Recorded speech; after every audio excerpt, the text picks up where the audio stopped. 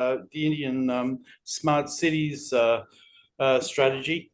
I hope that this presentation gives a general good overview about Japan. I've been to Japan 6 times. Each time have been long periods there. I did my PhD on Japanese aesthetics and philosophy, so you'll see that there is a kind of bias behind the way I've approached this, both graphically and information-wise.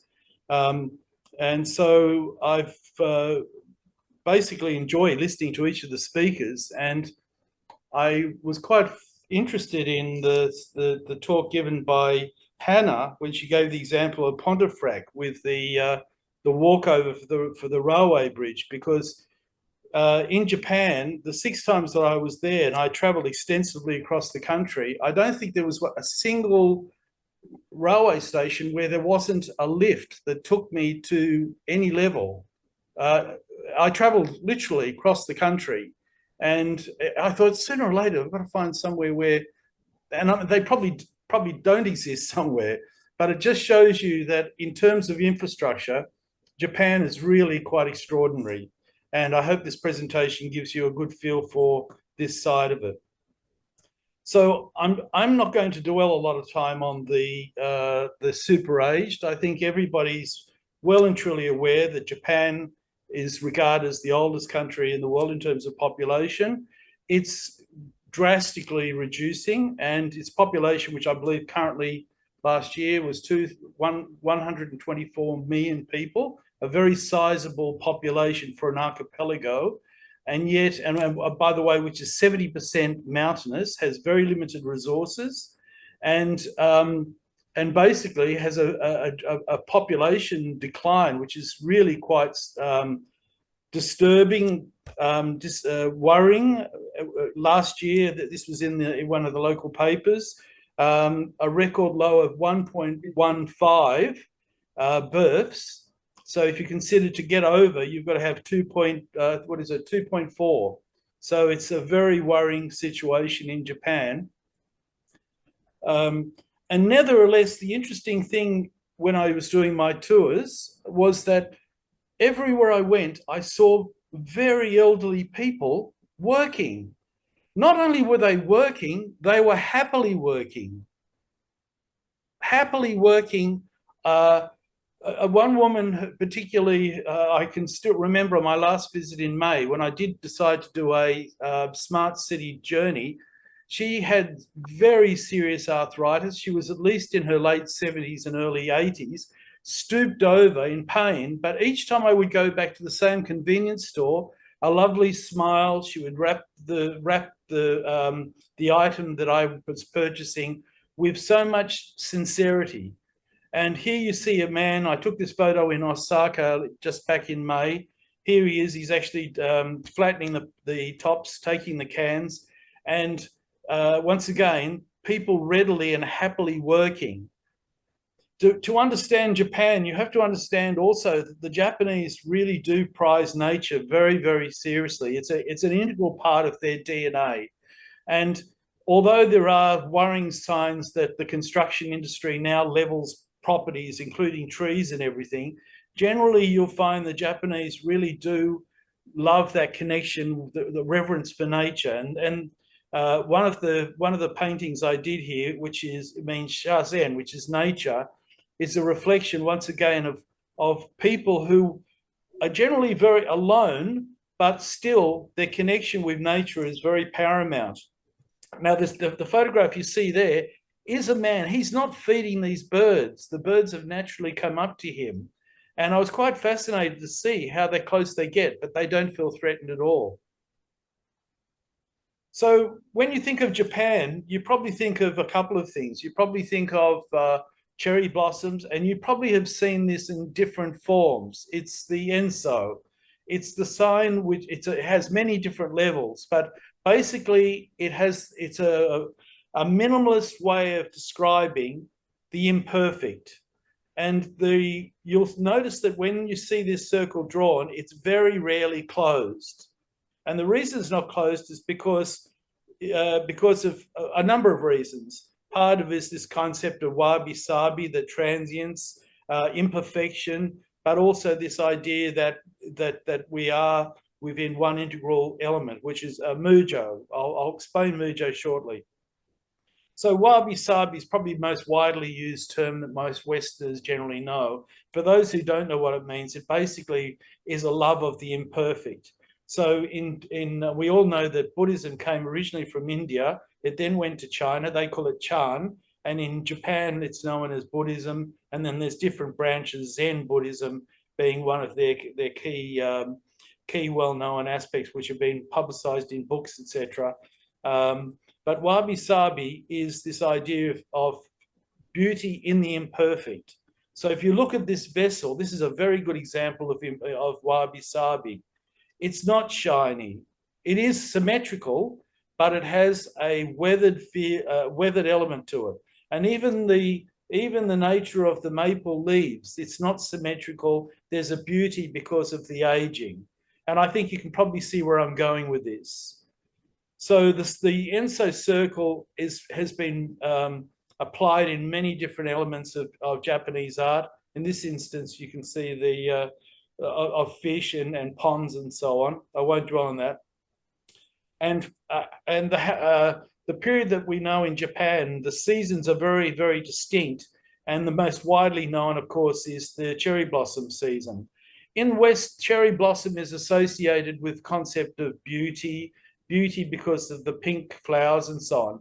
The Japanese don't see it that way. The Japanese see the falling of the cherry blossoms as a blooming for 1 month only, usually a little bit less.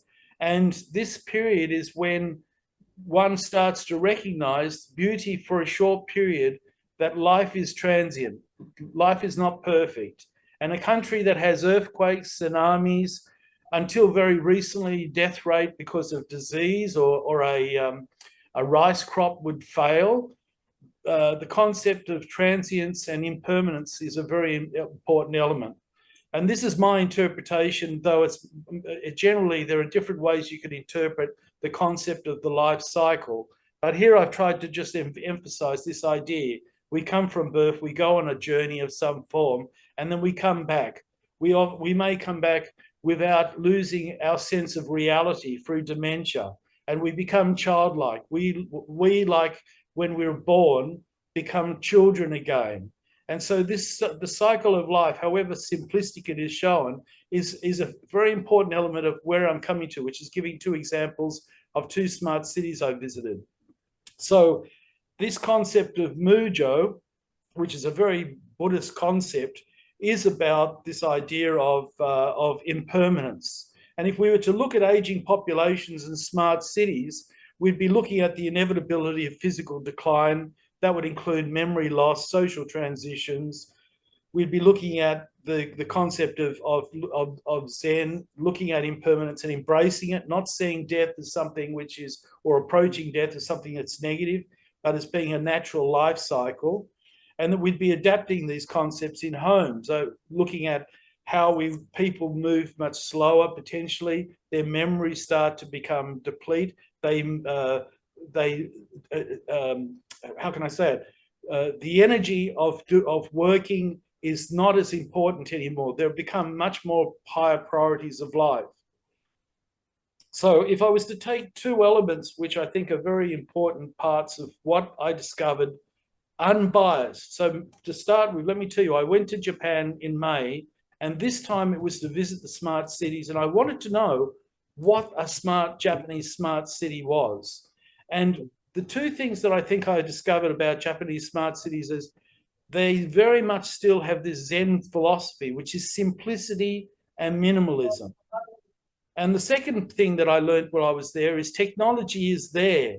They're very advanced, the Japanese, but they're very practical about their technology. It's not so easy to explain, but their technology is always there. It's just not always noticeable. And in Japan, as we know, the concept of minimalism and simplicity is an inherent part of their architecture. It's been transformed, influenced by architects from all different parts of the world. Frank Lloyd Wright, and this kanji, Japanese symbol, which is actually from China originally, is Ma. It's one of the most powerful terms in Japan, and it basically means the betweenness of things, the space between it. We will often call it the empty space. So between walls, that empty space we can't see is there, but it's important, but we don't see it. And here you can see that simplicity of gardens, the open space which has been provided water. This is a very museum in Japan for a very famous Zen Buddhist philosopher called D.T. Suzuki. So the two smart cities that I visited, one's called Fujisama, and the ST stands for Smart Town. It's located in Kanagawa, which is outside on the southern side of Tokyo. And my original idea was to start looking at creating a twin city, but with limited amount of information. Obviously, a lot of information is very private, but to actually have information like a database of these smart cities. So this is Google Earth, and if you look at the general form of it, you'll notice that the buildings are a two-story. You can't see this yet, but you will see this. They're two-story. They're very, very simple buildings, and they are very closely located to community facilities.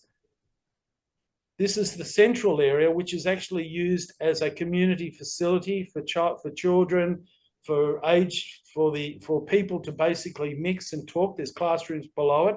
This is more or less the tech side of it, which is all run. Most of it is run by solar energy. Just to give you some background, the original site was a factory for Panasonic, and Panasonic decided that they would turn it into a town, basically a smart town. And so if you look at this photograph here, you'll see the tactiles that everywhere, although it feels a little bit run down, it's very, very, how can I say it? It's not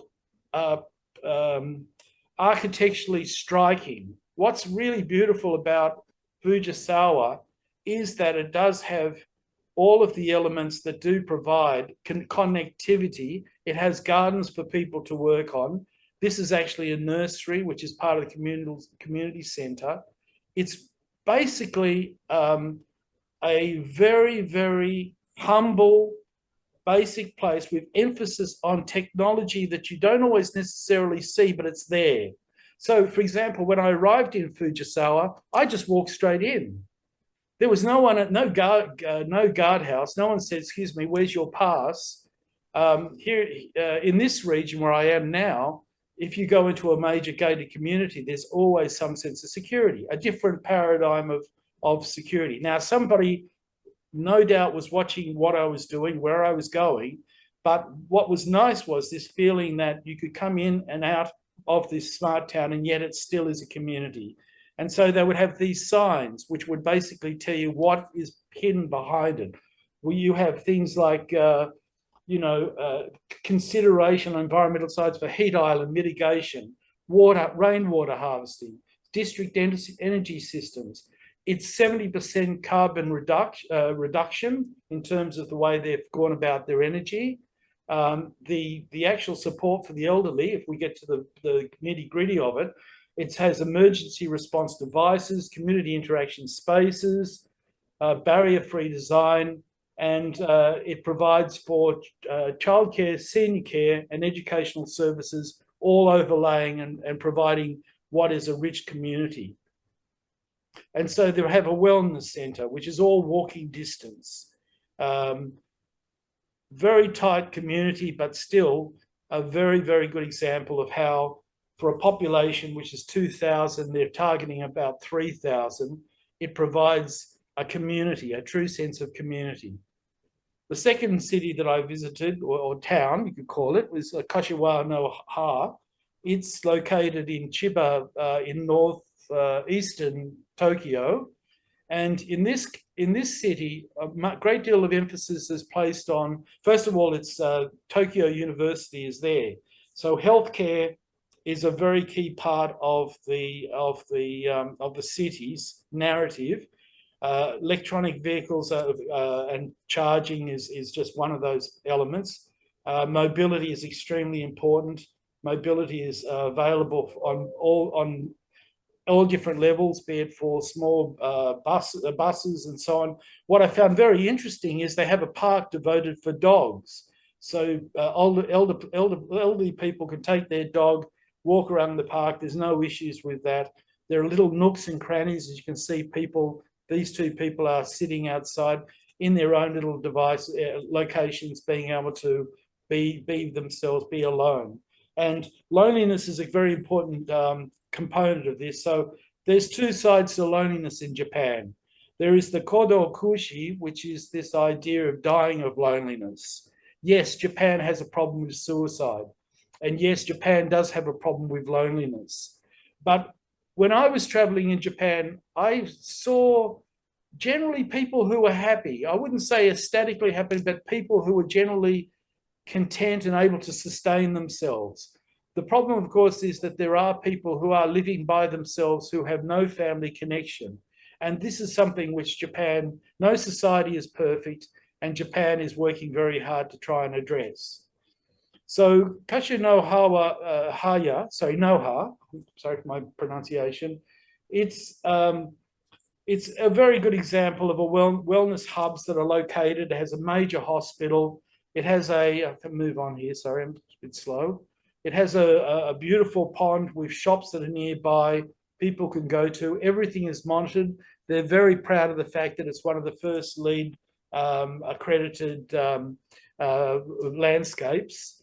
And generally, there are always facilities where people can sit down, and connectivity is a key part of it. And one of the things that I think is very important for every smart city is connectivity. The fact that you can walk along and not trip.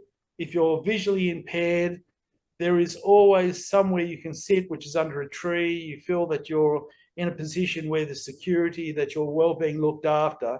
Both these cities have those elements to it. It's not just a case of monitoring to see if people are behaving incorrectly or not. It is a case of